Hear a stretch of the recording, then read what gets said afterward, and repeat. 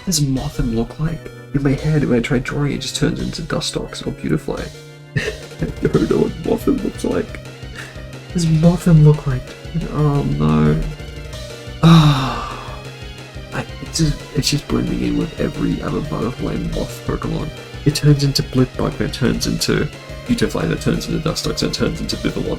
So I've done this challenge a few times now. I've drawn every Pokemon in Gens 1 through 3 from memory, which I have videos on by the way, if you want to check that out, and since it's the 30th anniversary of Pokemon, I wanted to do Gen 4. Platinum was my first ever Pokemon game I played, Sinnoh is my favourite region, and the Sinnoh batch are my second favourite group of Pokemon.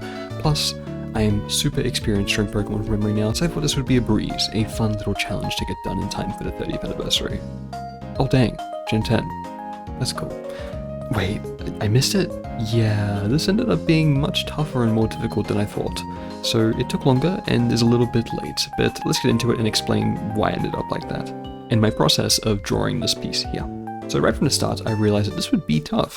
Usually the starters are the easiest. We see them all the time in the marketing and they are the face of the region. I've only ever used Turtwig.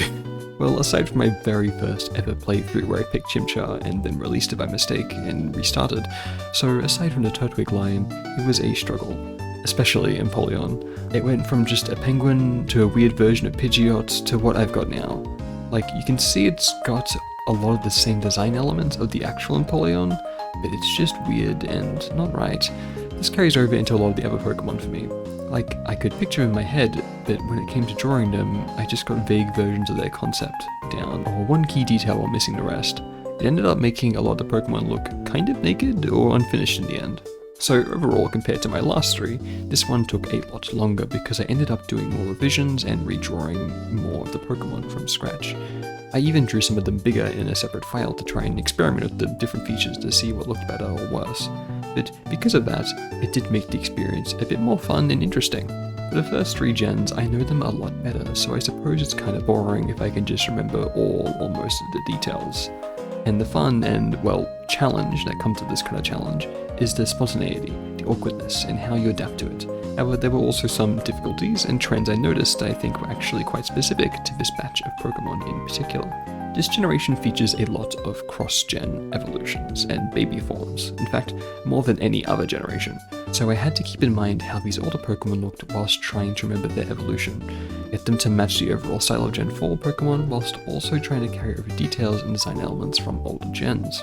Overall, this generation is when design started to get more complicated, so especially with the cross-gen Evos, they were really tough just because of how complex their designs are, especially some like Rhyperior, Magmortar, and Dusknoir.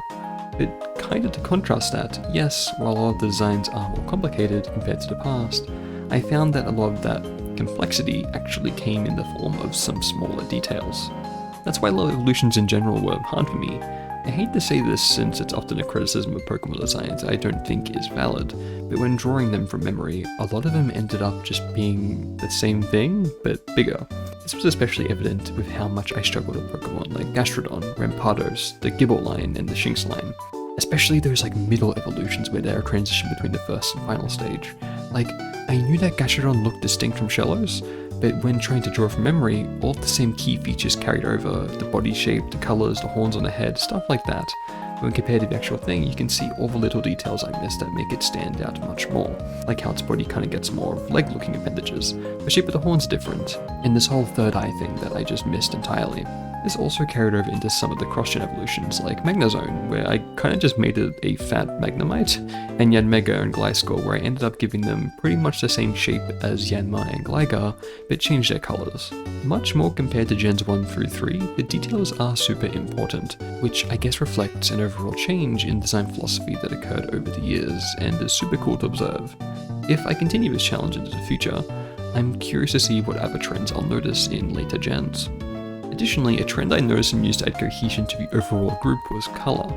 When thinking about it as I was drawing, I realised that the Sinnoh Pokemon have a cool colour palette overall, lots of blues, purples, and darker colours like that. And again, some of the cross evolutions lean into this as well, like Rhyperia going from a grey to a dark brown of orange, Lickilicky becoming a darker red, Yanmega from a bright vibrant red to a dark green, and Gliscor becoming darker. I think this is actually intentional because of the region.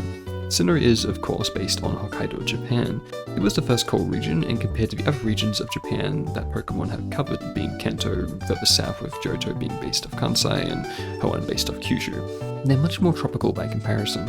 And even in the real world, Hokkaido is a vastly different climate and ecosystem compared to the rest of Japan.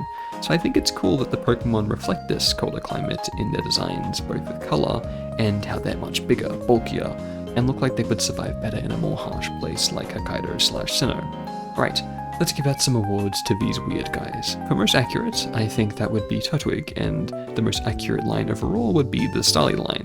These are my favourite Pokemon from this region, so it's kind of expected. I've actually drawn them before, and I was able to remember them pretty well. Least accurate is hard to pick because a lot of them are in the uncanny valley of accuracy, but I think I'll give it to Heatran. Heatran is already a pretty forgettable Pokemon, but I kinda just drew like a pizza lizard with Bastiodon features.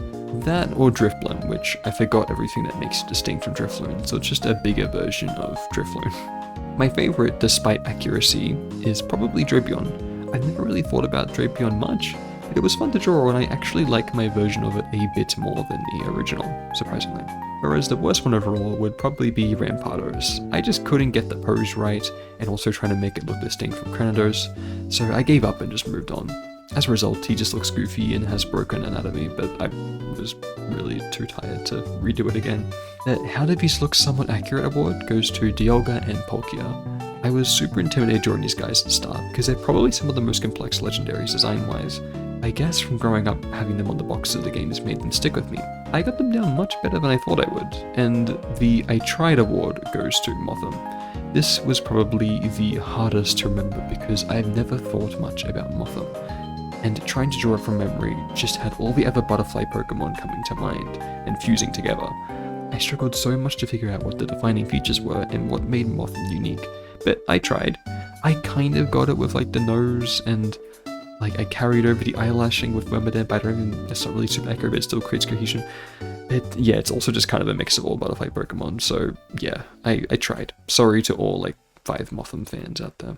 So that's my experience trying to draw all the Gen 4 Pokemon from memory. It was certainly tough, and nowhere near as accurate as when I did the first 3 gens, but I think that's also what makes it more fun and interesting. It's got a bit more charm to the weirdness. At this point, I'm not too sure if I'll do Gen 5 and onwards. The first 4 gens are my favourite overall, and they might get into really bad levels of accuracy, but that might also make it more fun. So if people do want to see it, then I'll happily oblige. I thought about making these illustrations of gens 1 through 4 from memory as posters, maybe online people can order if they want to. I made one myself of Gen 1 back in 2024 and I had it in my room and it looked really nice. So if people are also interested in that, let me know. So here is the finished piece.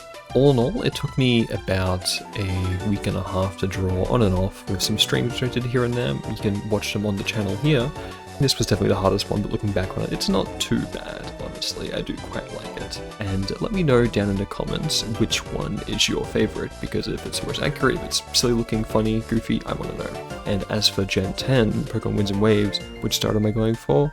I honestly am still not decided, but I'm leaning a bit towards Brout at the moment. I'm usually a grass kind of guy, but we'll see how it goes. None of them particularly jump out to me straight away, for probably the first time ever, surprisingly.